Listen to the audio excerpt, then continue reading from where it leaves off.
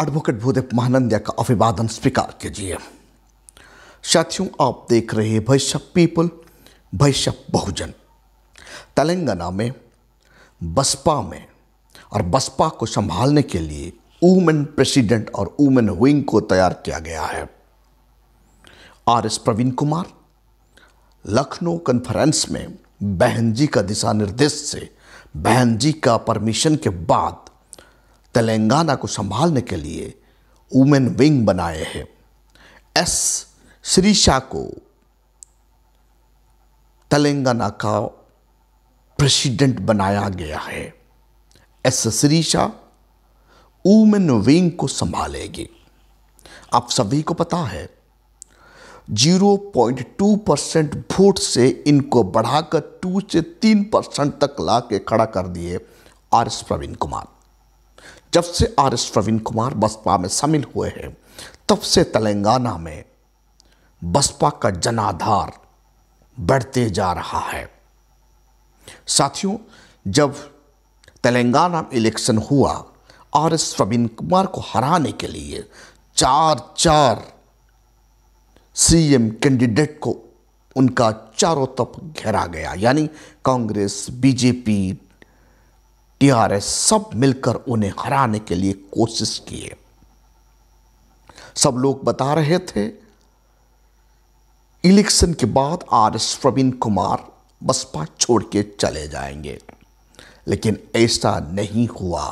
RS. Praveen Kumar एक पढ़े लिखे इंसान है, वो जानता है बसपा कैसे चलता है, और उन्हें ये भी पता है बसपा बाबा साहेब अम्बेडकर का आइडियोलॉजी से चलता है, और दादा साहेब कांशीराम का लगाया गया ये पौधा है। बहन मायावती जी का संघर्ष को उन्होंने देखा है, इसीलिए आर.एस. प्रवीण कुमार और जोर शोर से तैयार कर दिए हैं। यानी तेलंगाना में बसपा को जिताने के लिए अब जो इंडिया में 2024 में इलेक्शन होने वाला है, वो इलेक्शन का तैयारी शुरू कर दिए है। आर.एस. प्रवीण कुमार 2 गुना ज़्यादा मजबूती के साथ संगठन बढ़ा रहे हैं। अब उनका प्लान है टोटल वुमेन विंग को तेलंगाना में खड़ा करना है। यानी आप तेलंगाना में विंग 2 हो गया। एक आर.एस. प्रवीण कुमार पूरा तेलंगाना को संभालेंगे, उसके साथ साथ वुमेन विंग को एस श्रीशा संभालेगी। अब सबको पता है तेलंगाना में आर.एस. प्रवीण कुमार का मजबूती का साथ लड़ाई मनुवादी पार्टियों को टक्कर दे रहे हैं। उनका सोशल एंड एजुकेशनल ऑर्गेनाइजेशन अब एक्टिव हो गया है। साथियों, तेलंगाना लोकसभा इलेक्शन में जरूर कुछ करेगा, इसीलिए लोकसभा चुनाव को मद्देनजर रखते हुए जब वहाँ 17 यानी 17 पार्लियामेंट सीट है, इसीलिए 17 प्रभारी वहाँ नियुक्त किया गया है। उषा दासरी यहाँ अहम भूमिका में आ रही है। आप सबको पता है उषा दासरी एक आईटीआई है। वो आईटीआई ख़त्म करके बसपा में शामिल हो चुकी है, हाईली क्वालिफाइड लेडी है। ऐसे ही एस श्रीशा मजबूत सोशल वर्कर है और मजबूत पॉलिटिकल एक्टिविस्ट है बसपा का। एस श्रीशा को वुमेन विंग का प्रेसिडेंट बनाया गया, मतलब अब तमाम तेलंगाना का वुमेन वोट बसपा की चोली में आएगा। दूसरी तरफ बहन मायावती जी घर चलो अभियान डिक्लेयर कर दी है। जब से बहन मायावती जी का घर चलो अभियान का डिक्लेरेशन हुआ, तब से कांग्रेस, बीजेपी और यानी मनुवादी पार्टियों का नींद उड़ गया है। आप सबको पता है बसपा ही एकमात्र एक पॉलिटिकल पार्टी है, जब इनका कार्यकर्ता एक्टिव मोड में आ जाते हैं तो उन्हें रोकने के लिए किसी का दम नहीं है। छल और बल कपट करके ही बसपा को हराया जा सकता है, या ईवीएम मशीन में दुरुपयोग करके ही बसपा को हराया जा सकता है, नहीं तो बसपा को हराना नामुमकिन हो गया है। क्योंकि अब बहन जी का निर्देश अनुयायी लोग आप घर चलो अभियान शुरू कर दिए हैं। गांव चलो अभियान नहीं, घर चलो, यानी बसपा का कार्यकर्ता हर घर में जाएंगे।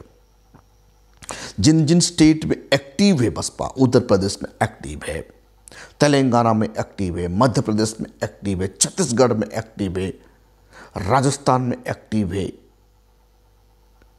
हिमाचल प्रदेश में एक्टिव है। अब हर कोई स्टेट में बसपा का कार्यकर्ता एक्टिव हो चुके हैं। खास करके मध्य प्रदेश, उत्तर प्रदेश, राजस्थान, छत्तीसगढ़ और मध्य प्रदेश और बाकी कुछ स्टेट में बसपा का जनाधार ज़्यादा बढ़ रहा है। घर चलो अभियान से बसपा अपने बलबूते पर ज़्यादा सीट हासिल कर पाएगा।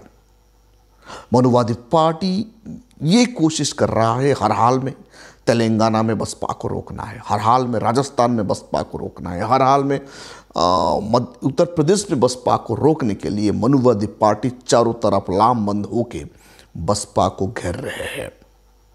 साथियों, आरएस प्रवीण कुमार जैसे वारकर, एस शिरीषा जैसे वारकर, उसके साथ साथ उषा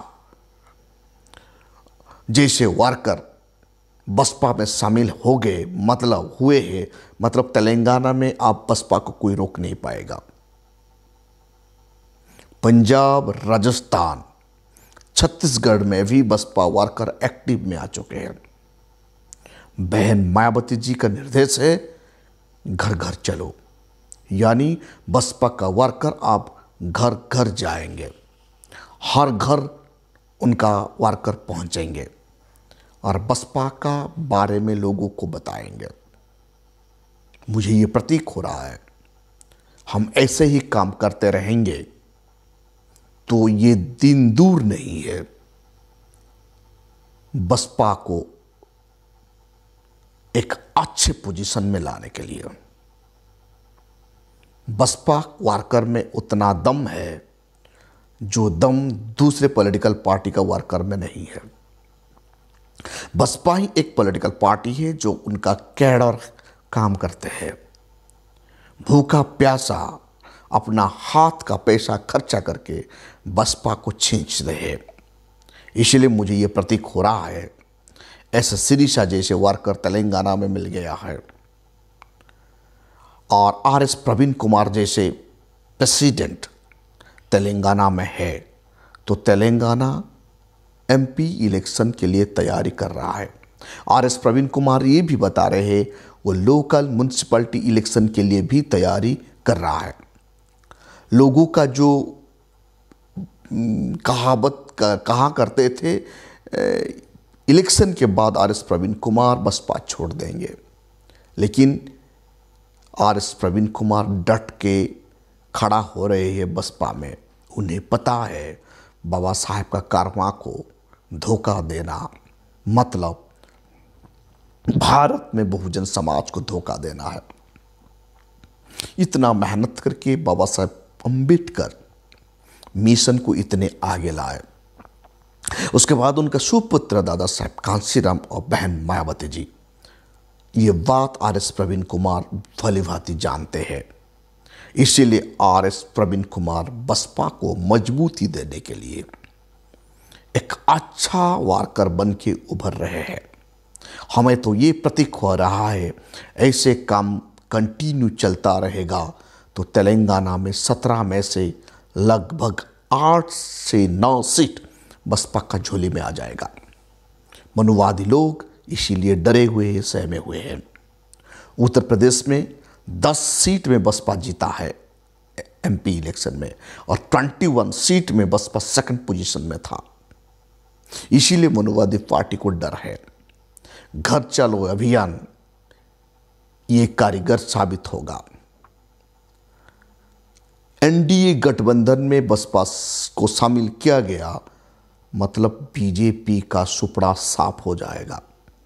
बसपा ही एक पॉलिटिकल पार्टी है जो बीजेपी को टक्कर देने के लिए दमखम भरता है।